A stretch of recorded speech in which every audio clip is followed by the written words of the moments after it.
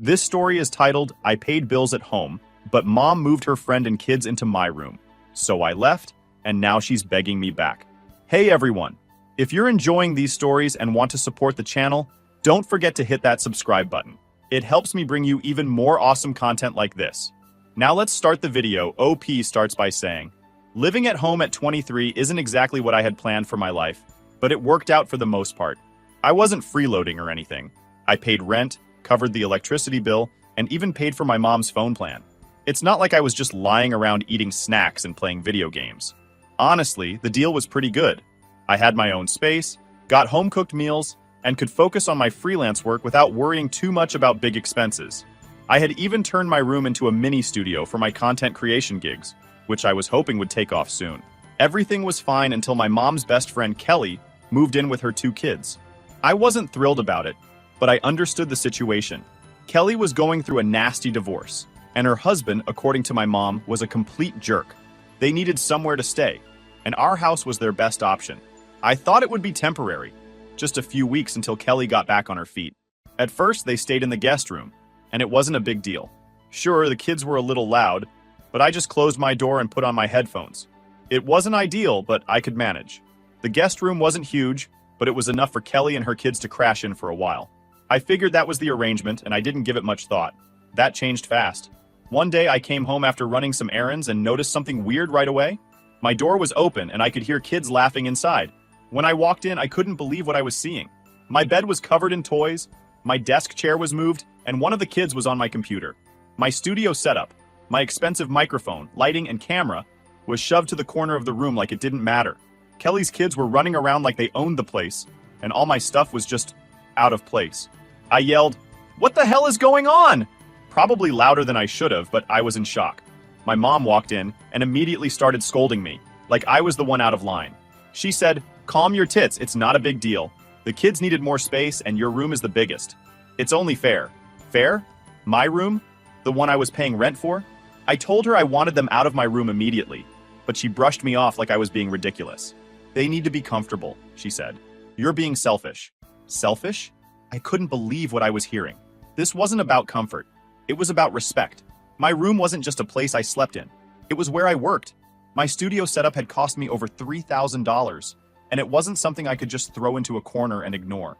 I explained all of this, but my mom wasn't having it. "They're just kids," she said, "and they want to play on your computer. Stop making such a fuss."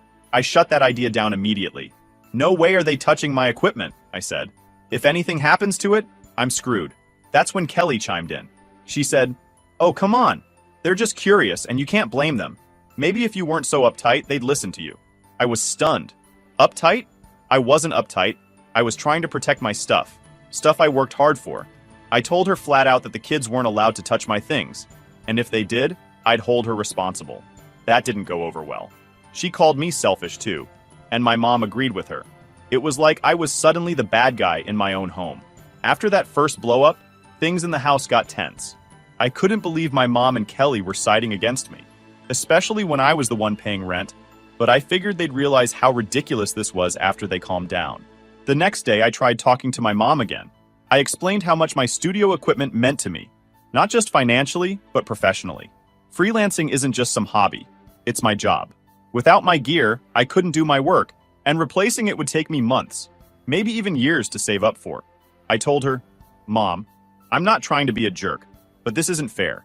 I'm paying rent for that room, and you just gave it away without even asking me." Her response?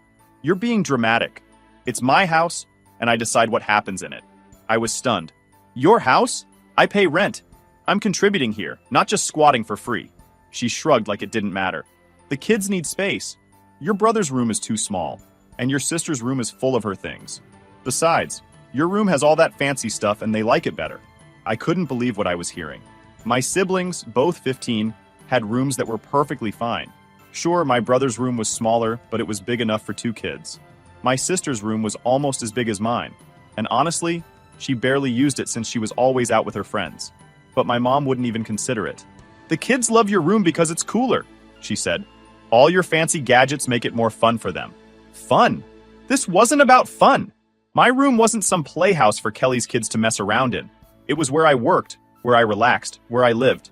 I told her, If they break anything, are you going to replace it? Because I can't afford to. That's when Kelly chimed in again. Oh, stop being so paranoid. They're kids, not monsters.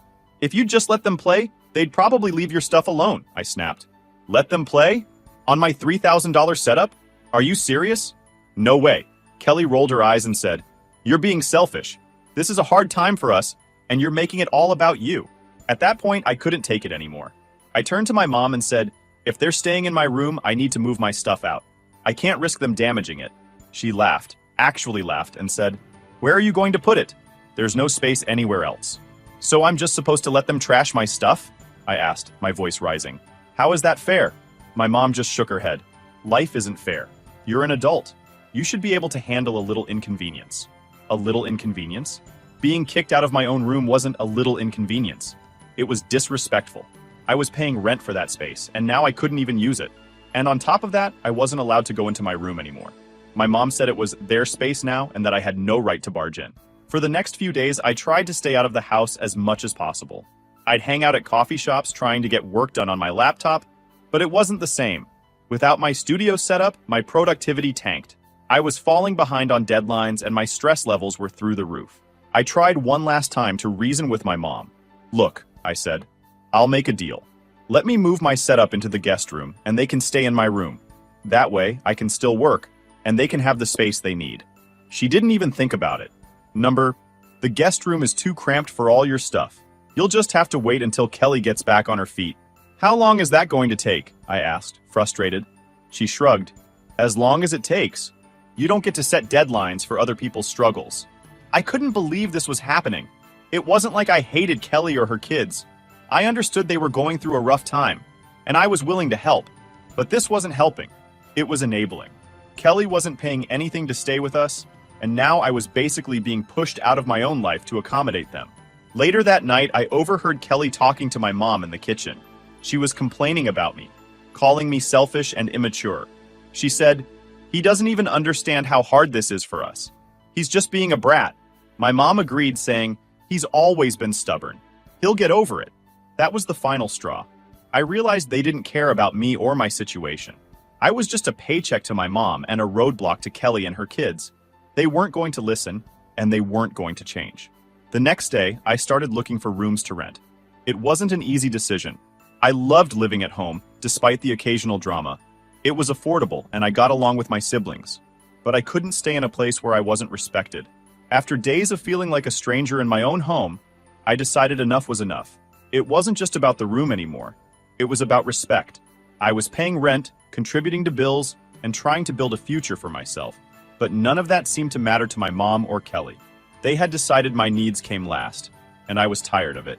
One night, I sat my mom down in the living room. My siblings were upstairs, and Kelly was putting her kids to bed. So it was just the two of us. I figured if I could make her see how serious I was, she'd finally listen. Mom, I started, keeping my voice calm. We need to talk. She gave me a tired look. What now? I can't keep living like this, I said.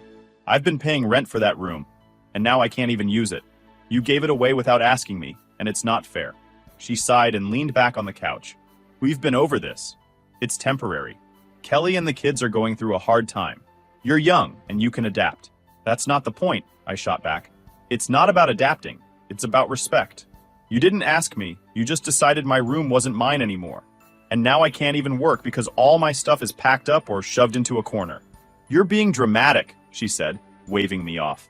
This is my house, and I get to decide what happens in it. That line again. Every time she said it, it felt like a slap in the face. If this is your house, I said, then why am I paying rent?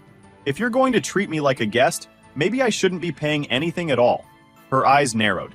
Don't you dare pull that. You know I need your help with the bills. Then treat me like I matter, I snapped. You can't take my money every month and then turn around and tell me I have no say. That's not how this works. She looked at me like I was crazy. What do you want me to do? Throw Kelly and her kids out on the street? They have nowhere else to go. I shook my head. No, but there are other options. They could stay in the guest room, or they could move into one of my siblings' rooms. Hell, you could even rotate rooms so everyone takes turns sharing the space. But taking my room and locking me out of it? That's not okay. She crossed her arms. Your brother and sister are too young to share their rooms.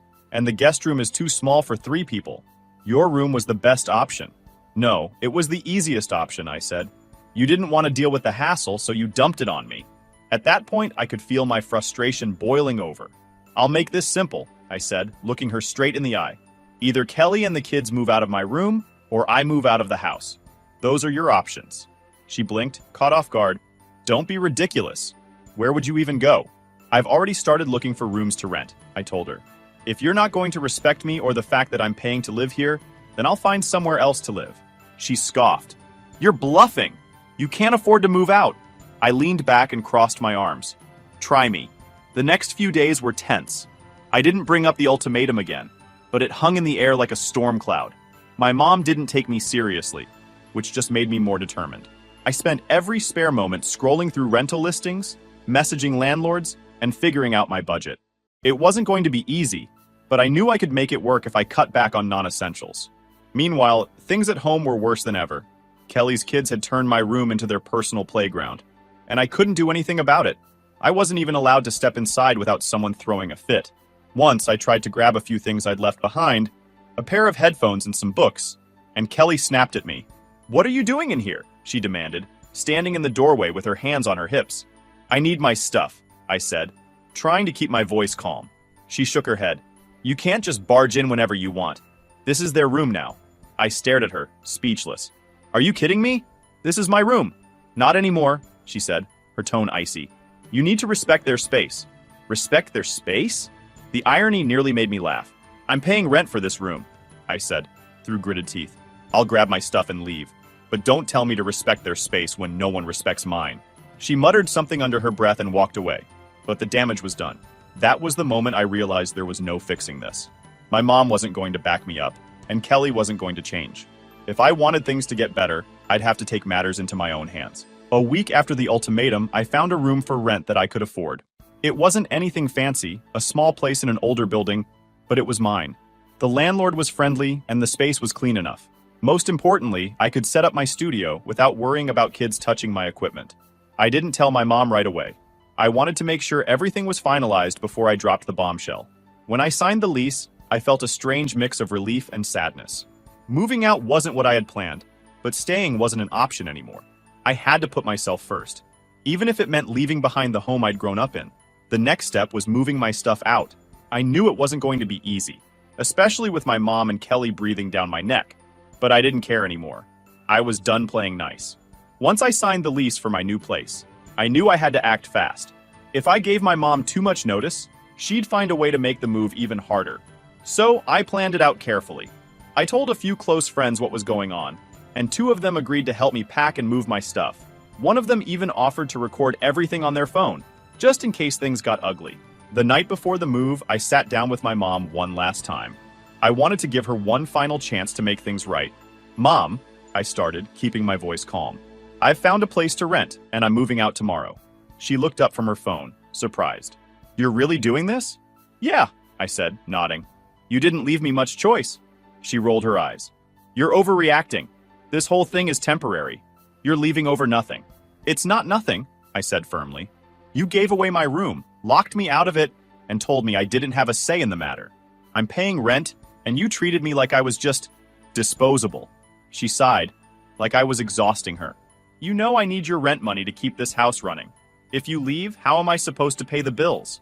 I felt a pang of guilt, but I pushed it aside. "That's not my problem anymore," I said. "You made it clear that this isn't my house. You said it's your house, your rules. Well, if that's the case, then I don't have to stay here." She glared at me. "So you're just going to leave us high and dry?" I shrugged. "You can ask Kelly to start paying rent, or her husband since they're still married. I don't owe you anything." She didn't say anything after that, just gave me a cold look and went back to her phone. I took that as my cue to leave. The next day, my friends showed up bright and early with a couple of cars and a rented van.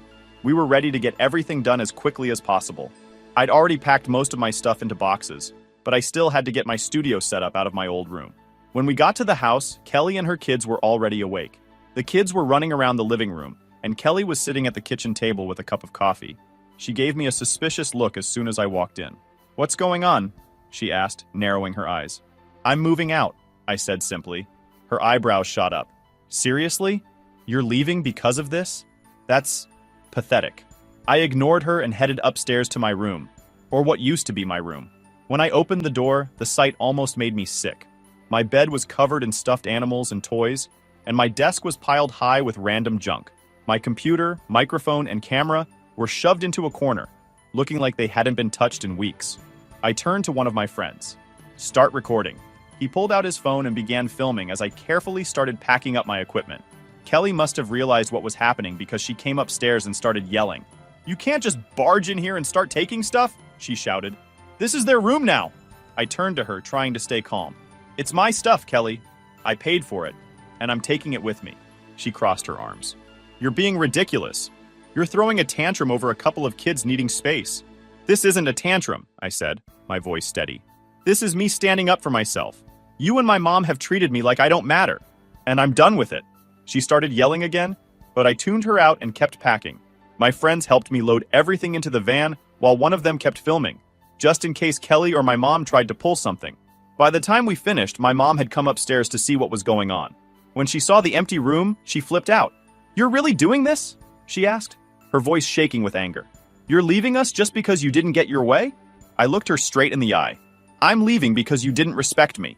I paid rent for this room, and you gave it away without even asking. You made it clear that I'm not a priority here, so I'm making myself a priority." She opened her mouth to argue, but I held up a hand. "Don't. I've made my decision."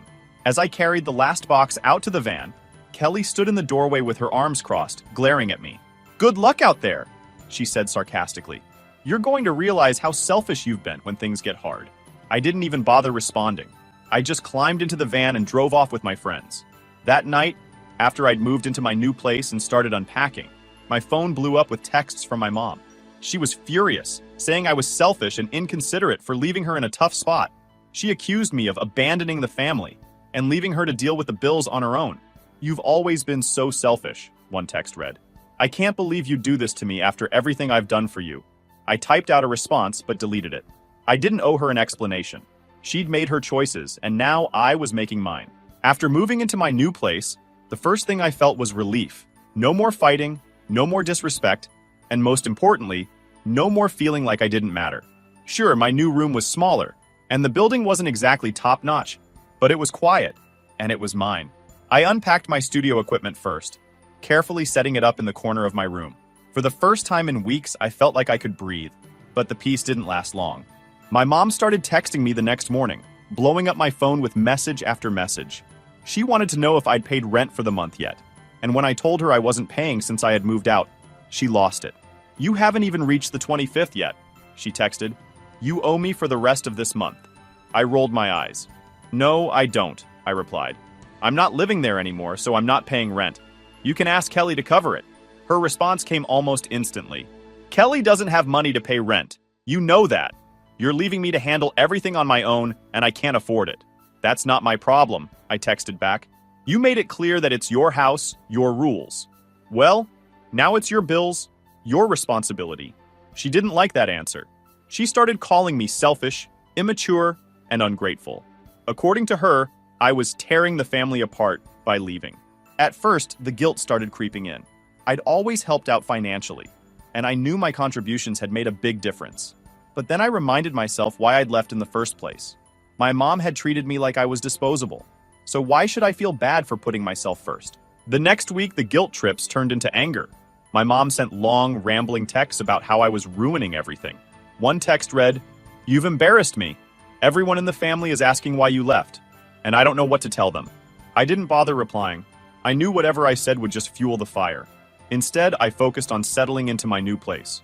I caught up on work, got my studio fully functional again, and started feeling like myself. It was amazing how much better I felt without all the chaos and negativity weighing me down. A few days later, my sister called me out of the blue. I hadn't heard much from her since I moved out, so I figured she wanted to check in. But as soon as I picked up, I realized she had a different agenda. "Mom's really upset," she said, skipping the small talk.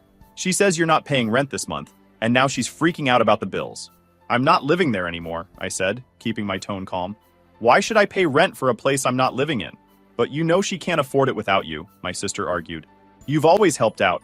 Why stop now?" "Because she didn't respect me," I said bluntly. "She gave away my room, locked me out of it, and treated me like I didn't matter. I'm done being taken advantage of. My sister sighed. It's not that simple. Kelly's going through a lot, and Mom's just trying to help. I get that, I said. But why does helping Kelly mean screwing me over? I was paying rent for that room. I had every right to keep it. She didn't mean to screw you over, my sister said weakly. She's just stressed. So am I shot back. But no one cared about that when I was being pushed out of my own room. She didn't have much to say after that. We talked for a few more minutes, mostly about her school stuff, and then hung up. I could tell she was stuck in the middle, but I wasn't going to let her guilt me into changing my mind. As the days went on, the texts from my mom started tapering off. I think she realized I wasn't going to budge. But then she pulled one last stunt that made me glad I'd left. One morning, I woke up to a text from a cousin I hadn't spoken to in years. It said, "Hey, I heard about the drama with your mom. Are you okay?" Confused, I asked what they were talking about. That's when they sent me a screenshot of a Facebook post my mom had made. In it, she painted me as the villain, claiming I'd abandoned her and the family during their time of need. She left out the part where she gave my room away, of course, and made it sound like I'd left out of sheer spite. I was furious. It was one thing to argue with me privately, but airing our dirty laundry online? That was too far. I didn't respond to the post, though. I figured it wasn't worth the effort. Let her play the victim if that's what she needed to do. I knew the truth, and so did the people who actually mattered. Now, a month later, I'm fully settled into my new place. My work is back on track, my stress levels are way down, and I'm finally starting to feel like myself again. My mom still texts me occasionally, but I keep the conversations short and stick to neutral topics. I've learned to set boundaries, and I'm not letting her guilt trip me anymore. Do I feel bad about leaving? Sometimes, yeah. It sucks that things had to end this way, but I don't regret my decision. I deserve respect, and if my mom couldn't give me that, then I had to find it elsewhere. Moving out was the best thing I could have done for myself, and I'm not looking back. Was I the a-hole for leaving and refusing to pay rent for the rest of the month? I don't think so. I tried to be reasonable, but my mom made it clear that I didn't matter as much as Kelly and her kids. At the end of the day, I had to put myself first. If that makes me selfish, so be it.